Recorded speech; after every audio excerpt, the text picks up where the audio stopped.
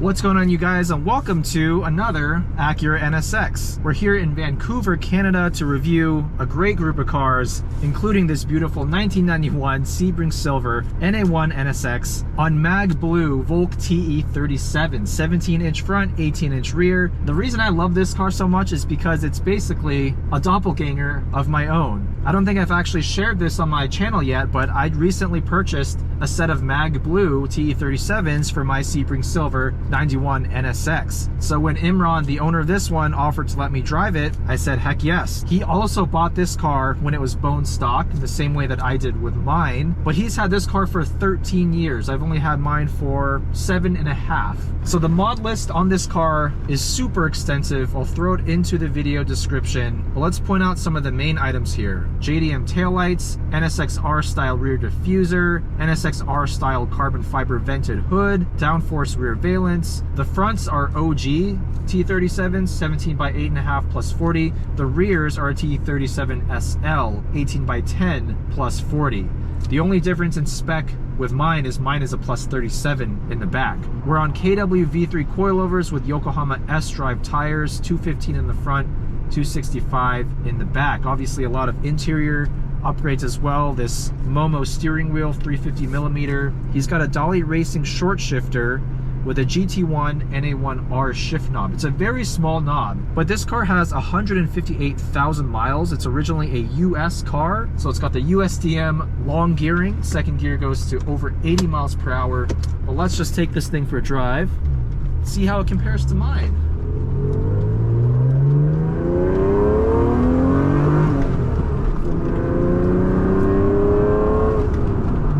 It's got a very grabby clutch.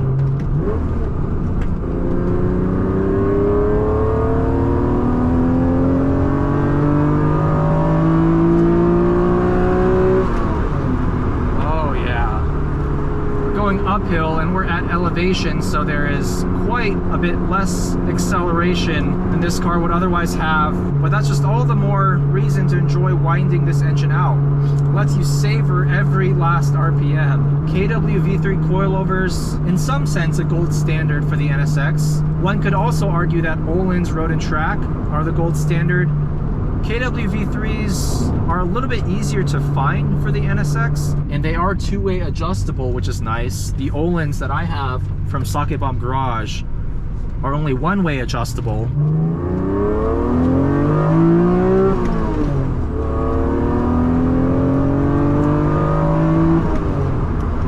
At least on a wide open road like this, the long gearing doesn't matter as much because we actually do have plenty of space to wind the engine out. Let's do a little straight line pull here with the window cracked just a little bit.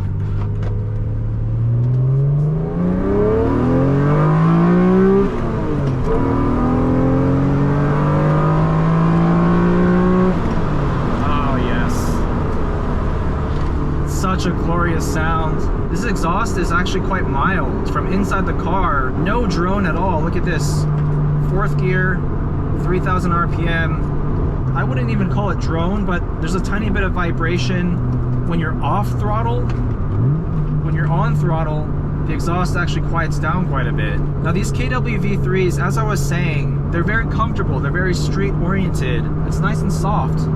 It actually feels similar to OEM in that regard, but obviously you can get the car nice and low with a nice stance. This car isn't super low like the red one that we drove just a couple hours back.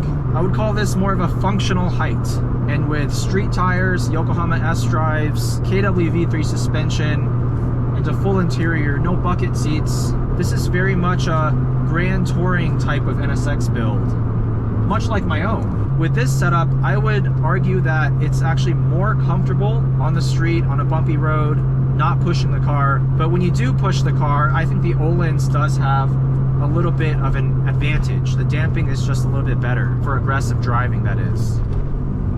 There's that super slow steering ratio for this manual rack. Honda and Acura didn't offer power steering until 1995, and I've only driven two NSXs with power steering. It's an electric power steering rack, and even though people say that the assistance turns off once you're above, say, 30-40 miles an hour or something like that, from my experience, it still feels like there's some type of assistance because the steering becomes very, very light, even at higher speed. Whereas with a manual rack, it's a very linear progression of weight. I wish the later generation power steering NSXs were offered with a hydraulic power steering rack. At least that way it would retain most of the feedback of the manual rack while just lightening up the weight a little bit and allowing for a quicker steering ratio. That would have been ideal in my opinion. Now apparently Quaife does offer a quicker ratio steering rack. I haven't tried it yet, and the reason I'm a little hesitant to pull the trigger before at least trying one out in person is because it will increase the weight of the steering as well. And that's probably the last thing I want for a manual steering NSX, because it has plenty of steering weight. I would argue maybe a little bit too much. But look at this, a 34-year-old car with some quality mods on it, still so comfortable. I'm sitting here in perfect comfort, the seat, OEM seat, reupholstered, feels excellent, not especially hard to get in and out of. We're sitting here with the AC cranked, blowing nice and cold, suspension soaking up all the bumps.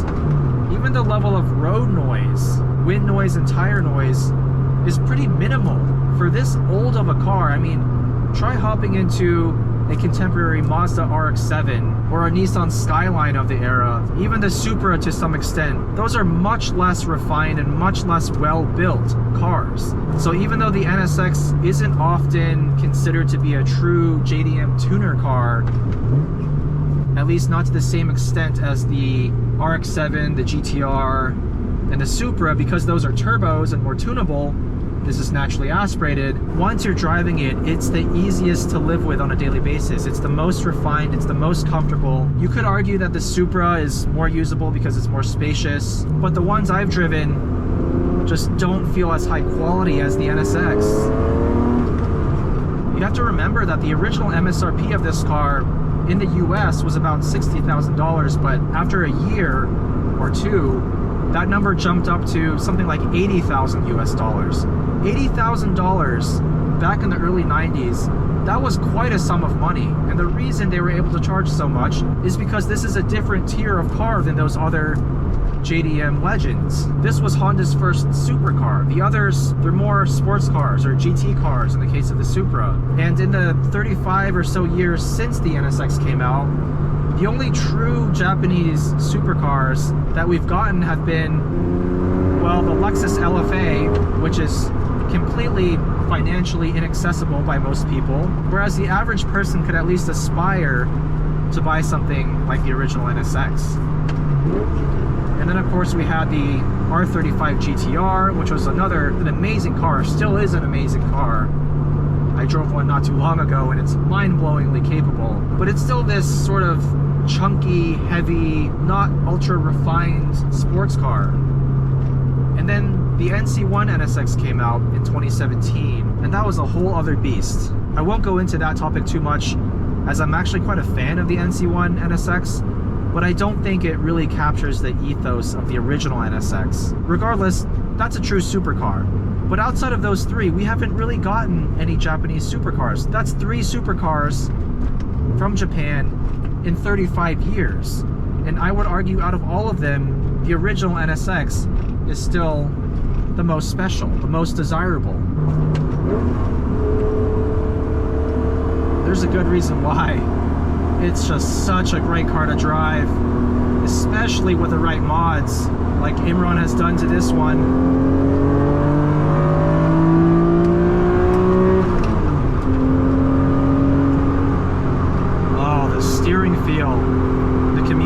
Through the chassis, it's just brilliant.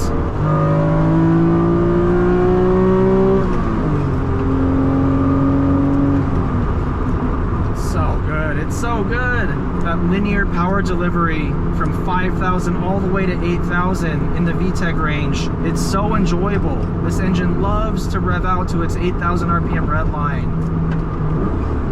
The gearbox encourages you to work it to keep the revs high, and it's so precise.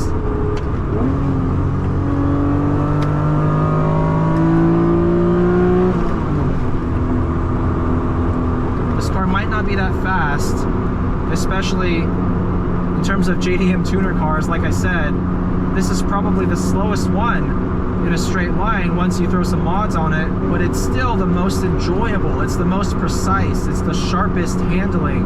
And on top of all that, looks are subjective, but I maintain that the NSX is by far the most exotic looking car to ever come out of Japan, besides the LFA. Imran has done such a good job at maintaining the original feel of the NSX without making it too hardcore. The lightweight handling, the responsive steering, the suspension that communicates everything to the driver. It's just so good. So a big shout out to Imran. Let me know what you think of this NSX build. How do you think the NSX stacks up to the other JDM legends? I know it's a topic that has been talked about many times before, but I'd love to hear your thoughts in 2024. Thank you guys for watching, and I'll see you in the next one.